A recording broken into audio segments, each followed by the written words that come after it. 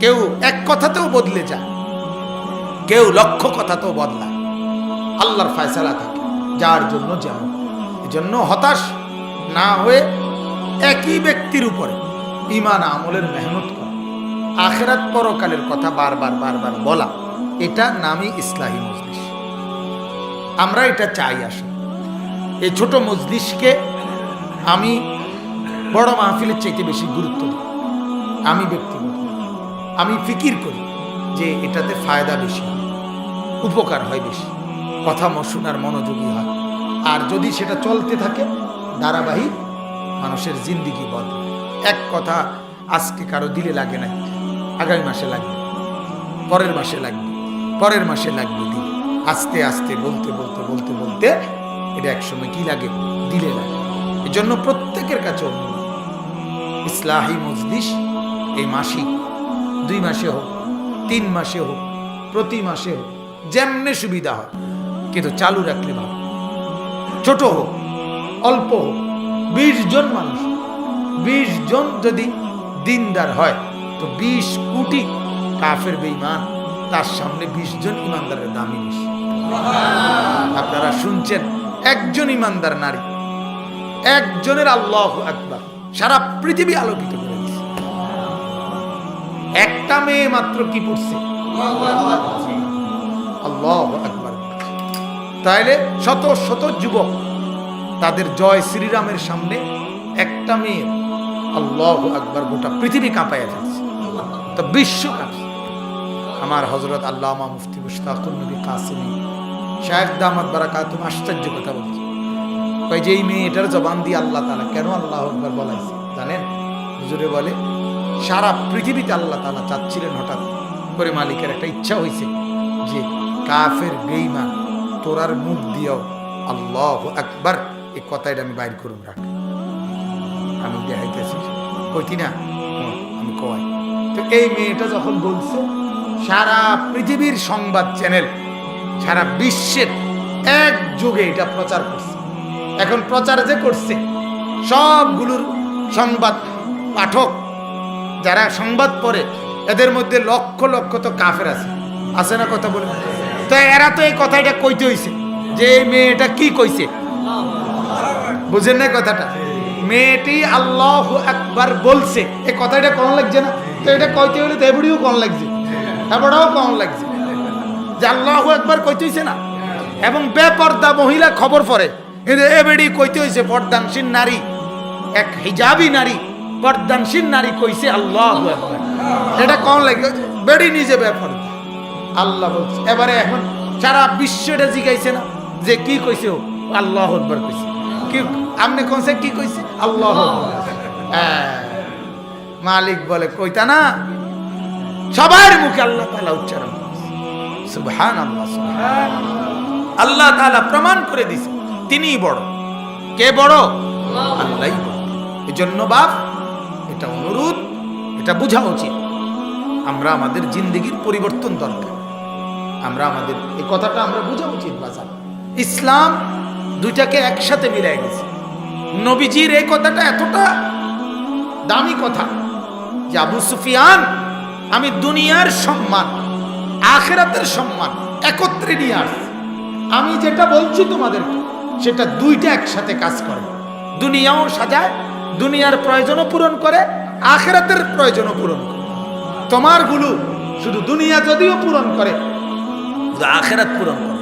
আপনারা আমি উদাহরণ দিই, তাহলে আপনি বুঝবেন। এই যে মেসওয়াক, আপনার টুথব্রাশ, এটা শুধু আপনার দাঁতই পরিষ্কার করে, আখিরাতের পুঁজি হয় না এটা দিয়ে। কিন্তু আল্লাহর কসম, এই মেসওয়াক, এটা দিয়ে দাঁতও পরিষ্কার হয়, দুনিয়ার প্রয়োজনও পূরণ হয়, আর এই মেসওয়াকের কারণে আখিরাতে নেকি অর্জন।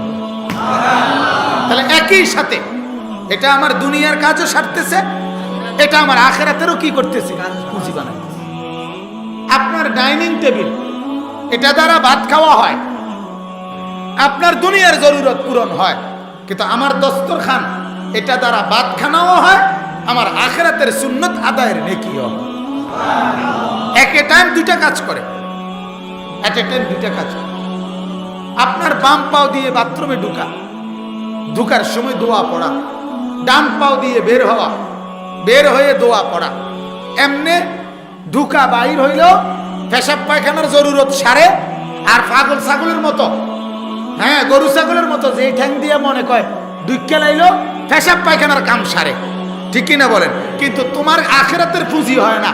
আমি বাম পাও দিয়ে ঢুকলে, ডান পাও দিয়ে বের হইলে এবং দোয়া পড়ে ঢুকলে, বাইর হইয়া দোয়া পড়লে, এটার দ্বারা আমার দুনিয়ার পেশাব পায়খানার জরুরত এটাও পূর্ণ হয়। আমি যে সুন্নত আদায় করলাম এটারও আমল নামায় নেকি হয়। কারামাতুদ দুনিয়া ওয়াল আখিরাহ। প্রতিটা এরকম, প্রতিটা এরকম, প্রত্যেকটা এরকম।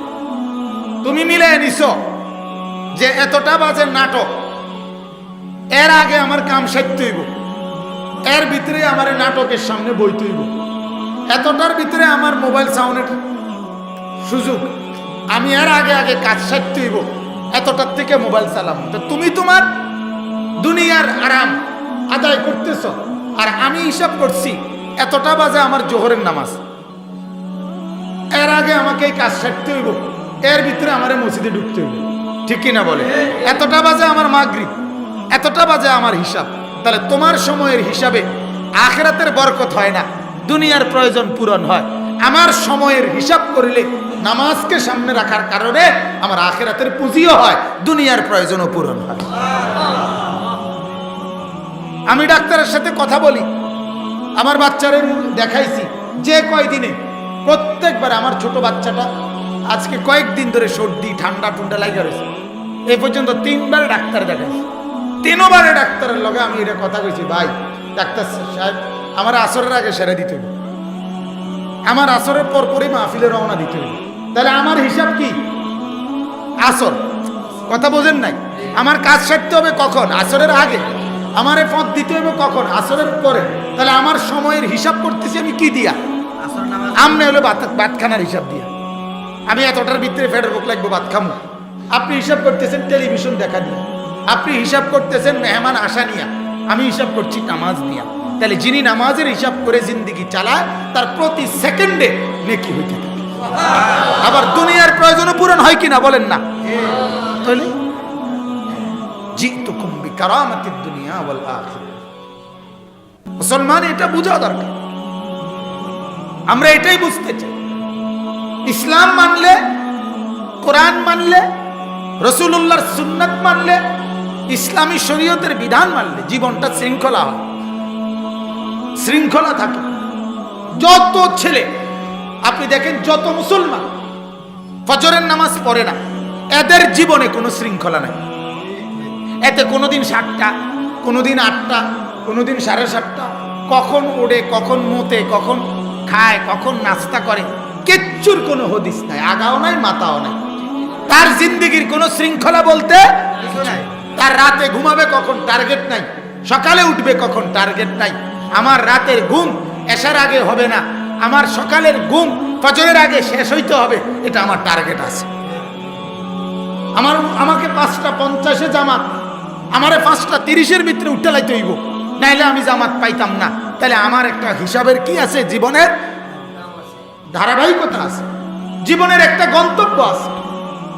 কিন্তু যারা বেহায়া বেনামাজি, এদের জিন্দিগির কোনো গতি নেই, এদের জীবনের কোনো হিসাব নেই। এদের জীবন বেপর্দা মহিলা বাজারে ঘুরে, 1 জোড়া জুতার লাগিয়া 3টা ঘন্টা সময় লাগে, কারণ তার তো জীবনের কোনো কি নাই, লক্ষ্য উদ্দেশ্য। তার হলো 1 জুতার জন্য পুরা বাজার যদি ঘুরতে পারে, এটার মধ্যে তার কামিয়াবি। আর আমার কথা হলো, আমার যা যা দরকার বিবিরে বলে দিছি, তুমি সবই বলো, কাগজে লেখো। 1 ঘন্টা সময় আমার, 1 ঘন্টার ভিতরে সব শেষ করে নিতে হবে। আলহামদুলিল্লাহ 1 ঘন্টার ভিতরে 12,000-15,000 টাকার খরচ আমি করে ঘরে এলে দিই, অসুবিধা কি? জামা একখান কিনবা, 3টা জামা নিয়ে আসছি 3 পিস, তুমি এনতে একটা রাখতে পারো, খালাস। নাহলে 2টা মনে করলে 2টা রাখো, আর একটা ফেরত দিয়ে দেবো দোয়ানে। ইডারে একটু ডিপ হইলে ভালো হইতো, ডিপটার মধ্যে একটু লাইট হইলে ভালো হইতো, হালকা ডিপ, হালকা লাইট, হ্যাঁ বাড়ি লাইট, টর্চ লাইট, তারপরে দিয়া কি মোমবাতির আলো। এই এত ফাইজলামির কি দরকার আছে? আপনি বলেন না, এটা কোনো দরকার আছে? কেউ কি আপনার 30 বছর জামা একটা ফিনবে, 50 বছর একটা জামা ফিনবে বেডি তুমি? তো এটা তো এমনি বছর খানিক পরে বদলাই লেবা, একটা ফিনলেই তো হইলো। জুতা এক জোড়া এত সাউন্ডের কি আছে? না জুতা কাগো কিটা করতাম, জুতাটাই তো সহজ হয় না। কোন জুতাটা দিয়ে এবারে ফিটলে সুবিধা হইব? বুড়ি এটাই তো সহজ কথা। জুতা দিয়ে যে ফিটবো এবারে, আশ্চর্য কথা। এটা কোন কথা হলো নাকি? মুসলমান যার গন্তব্য আখেরা, যার গন্তব্য কবর, যার গন্তব্য পরকাল, সে এত পাগল ছাগল হয় না।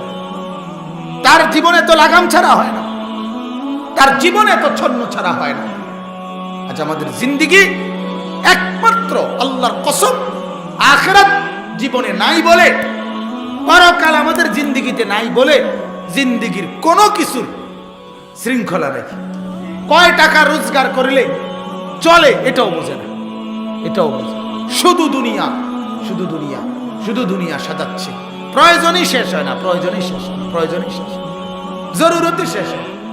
তিনও ছেলে বিদেশ পাঠাই লাইছে, নাতিও বিদেশ পাঠাইছে, তবুও শেষ হয় না অভাব, তবুও অভাব শেষ হয়।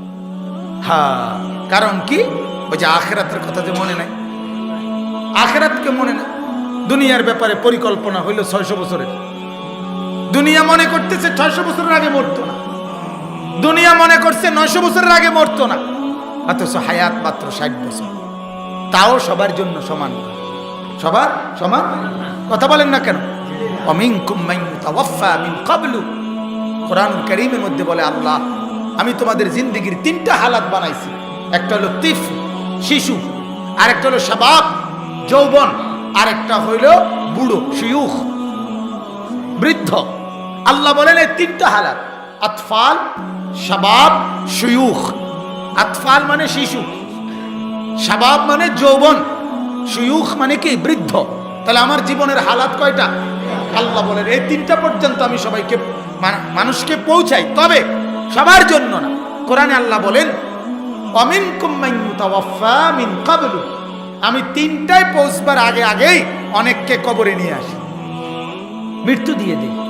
10 বছরের বাচ্চা কবরে যায় না, তাহলে তো সে তো 2টা পাইল। 30 বছরের যুবক কবরে যায় না, তো সে তো বৃদ্ধকালীন হালাতটা। আপনি চাচা বুড়ো হয়েছেন দেখা আমিও বুড়া হব, এর কি নিশ্চয়তা আছে? কথা কন না। উনি মুরব্বী হয়েছে দেখা আমরা সব যুবক এরম বুড়া হব, এর নিশ্চয়তা আছে? যে বাচ্চা মায়ের কোলে, ওই বাচ্চা যে জওয়ান হবে তার নিশ্চয়তা আছে? নাই তো বাজার, নাই তো। অতএব আখিরাতকে যে মিলায়, পরকালকে যে মিলায়, সে জীবন পায়, সেই হায়াত পায়, সে বেঁচে থাকার মজা পায়, সে আখিরাতের মজা পায়, বিশ্বাস জিন্দিগির মজা। সবচেয়ে বড় কথা হলো স্বস্তি পায়, তৃপ্তি পায়, জীবনের একটা শৃঙ্খলা পায়। কোন নাফরমান সুখে নেই, আল্লাহকে নারাজ করে। দোস্ত, এটা আমার হযরত বলে, আগুন লাগলে, যে ঘরে আগুন লাগে, যে বাড়িতে আগুন লাগে, যে মহল্লায় আগুন লাগে, সেখানে 5 বছরের বাচ্চাও আরামে খেলে না, সেই বাচ্চাও দৌড়াদৌড়ি করে। ঠিক কিনা বলেন? আগুন লাগছে যেখানে, ওইখানের পাশের বাচ্চাটাও তখন আর কি করে না, মানে কেউ সুখে থাকে না, সবাই অস্থির। আপনার ঘরে আপনি টেলিভিশন চালায়া জাহান্নামের আগুন জ্বালায় দিলেন, আপনার ছেলে সারা রাত উলঙ্গ ছবি দেখে মোবাইলে, আপনার ঘরে আগুন জ্বালায় দিলেন। আপনার স্ত্রী বেপর্দা, আপনি আগুন লাগায় দিলেন। আপনার মেয়ে বেপর্দা, আপনি আগুন লাগায় দিলেন। এত এক ঘরে এত আগুন লাগলে সুখে থাকে কেমনে? কে রে বাপ, সুখে থাকবে? যুবকের চেহারা দেখে, বেনামাজি ছেলেদের চেহারা দেখে, একটার চেহারার মধ্যে কোনো দয়া মায়া আসেনি, একটার চেহারার মধ্যে কোনো সৌন্দর্য বলতে কিছু আসেনি, কোন নূর আছে কিনা, মায়া আছে কিনা দেখেন। হাঁটতে চলতে দেখেন, যতগুলো ছেলের শরীর নাপাক, পায়জামা নাপাক, প্যান্ট নাপাক, লুঙ্গি নাপাক, যত পুরুষের পেশাব করে পানি নেয় না, এগুলো চেহারার মধ্যে কোনো মায়া দয়া না। নাপাকের আবার মায়া দয়া আসবে। শয়তান যার সাথে লাগাই থাকে, মিশে থাকে, তার প্রতি মানুষের মায়া আসবে কোত্থেকে, দয়া আসবে কোত্থেকে? এই জন্য এটা বোঝার দরকার, এটা অনুভব করা দরকার। বাজার আমরা এই কথাটাই আমি আপনাদেরকে আজকে বললাম, নবীজির সেই কথা আবারও বলছি। হে ভাইয়ারা, বাবারা, আপনারা, আমরা যারা ওলামা, আপনারা যারা মসজিদের ইমাম, আমরা যারা হুজুর, আমরা যারা মোল্লা মুন্সি, আমরা আসছি শুধু এ কথা বলার জন্য, কারামাতুদ দুনিয়া ওয়াল আখিরা, আমরা দুনিয়াও সাজাইতে আখিরাতও সাজাইতে একসাথে মিলাইতে আসছি। আমরা দুইটা একসাথে মিলাই, আমরা একটা সাজাই না, একটা সাজাই। দুনিয়ার জরুরত আলহামদুলিল্লাহ পূরণ হয়, আখিরাতের নেকিও কি হয়, অর্জন। আমি যদি 3 ঢোকে 1 গ্লাস পানি খাই, 3 ঢোকে শুরুতে বিসমিল্লাহ বললাম, খাওয়ার শেষে পানি আলহামদুলিল্লাহ বললাম, এতে পানি খাওয়া হবে না? তৃপ্তি মিটবে না? নেকি হবে না? তাহলে আমার দুনিয়াও হইল, আখিরাত। কিন্তু তুমি এমনি গড়গড় করে পানি খাইলা, বিসমিল্লাহও বললা না, আলহামদুলিল্লাহও বললা না, 3 নিঃশ্বাসও খাইল না, তোমার দুনিয়ার তৃষ্ণা কি হয়েছে? মিটছে, কিন্তু আখিরাত কিছু। প্রত্যেকটা ক্ষেত্রে আপনি দেখেন, প্রত্যেকটা ক্ষেত্রে। তাইলে আমরা ভবিষ্যৎ, হুজুরদের ভবিষ্যৎ, মাদ্রাসার ছাত্রদের ভবিষ্যৎ, আমরা মনে করি আমাদের ভবিষ্যৎ একেবারে শেষ মাথা পর্যন্ত, যেখানে গিয়া আমার জিন্দেগির স্টেশন থামবে, আমরা ওইটা পর্যন্ত হিসাবে নিয়া একত্রে এরপরে জিন্দেগি মিলাই। আমাদের শেষ টার্গেট জান্নাতে পৌঁছা। কোথায় পৌঁছা? তাহলে আমরা এমন সবক শিখাই বাচ্চারে 6 বছরেই, যেই সবক আমার এক শব্দ, খায়রুকুম মান তাআল্লামাল কুরআনা ওয়া আল্লামা, আমাদের একটা কোরআনের শব্দ, একটা কায়দার অক্ষর, এটা তারে দুনিয়াও সুখ দিবে, এটা তারে জান্নাতেও পৌঁছাবে। হাট্টিমাটিমের মধ্যে এই নিশ্চয়তা নাই, আছে? আকডুম বাগডুমের মধ্যে এই নিশ্চয়তা আছে? 2 লিটল ব্ল্যাক বার্ডস এই ইংরেজি কবিতার মধ্যে এই নিশ্চয়তা আছে? হ্যাঁ, তো পাটিগণিত বীজগণিতের মধ্যে এই নিশ্চয়তা আছে, কিন্তু কোরআনুল কারীমের মধ্যে এই নিশ্চয়তা আছে কিনা বলেন? কোরআনুল কারীমের প্রতি অক্ষর, প্রতি পক্ষে 10টা নেকি। আলিফ লাম মিম, আলিফ 10, লাম 10, মিম 10, 30। কয়টা নেকি হয়? না, 30টা। মজার কথা হলো 30টা, 30টা না। এই ডান কাদের ফেরেশতা প্রথমে হিসাবে আসে 30 ওনার কাছে, কিন্তু উনি লেখার আগে আল্লাহ পাককে জিজ্ঞেস করেন কত উঠাইতাম। আর আল্লাহ পাকের ওয়াদা আছে কোরআনে, প্রত্যেকটা নেক কাজকে আমি আল্লাহ তাআলা আমার দয়া বাড়াই, আমি বাড়াই। এই জন্য আল্লাহ পাক আবার ইঙ্গিত দেয়, ইঙ্গিত দিলে আল্লাহর বরাদ্দ পেয়ে ওই ফেরেশতা কারো জন্য 10 এই জায়গাটার মধ্যে 70 লেখে, কারো জন্য 700 লেখে, কারো জন্য 7,000 লেখে, কারো জন্য 70,000 লেখে, কারো জন্য 7 লক্ষ লেখে, কারো জন্য 70 লক্ষ লেখে, কারো জন্য 7 কোটি লেখে, কারো জন্য 70 কোটি লেখে, কারো জন্য 70,000 কোটি লেখে, 70 লক্ষ কোটি লেখে, কারো জন্য আল্লাহ বলে ফেরেশতা তুমি লেখো না, আমি আমার হাতে লিখি। ওয়ায়াজিদুহুম মিন ফাদলি, এটা কোরআনের আয়াত। মান জাআ বিল হাসানা ফালাহু খায়রুন মিনহা, যে একটা নেক কাজ করবে আল্লাহ তাআলা বলেন সেটা আমি 1 দিয়া 1 দেই না, 1 দিয়া 10 দেই না, আমি আমার ইচ্ছে মতে অনেক গুণ বাড়াই, অনেক গুণ বাড়িয়ে দিই। এই জন্য বাবা এই কথাটাই বুঝতে শিখেন, এই কথাটাই বোঝেন। এই আয়াতটার বক্তব্য কি তাইলে দেখেন।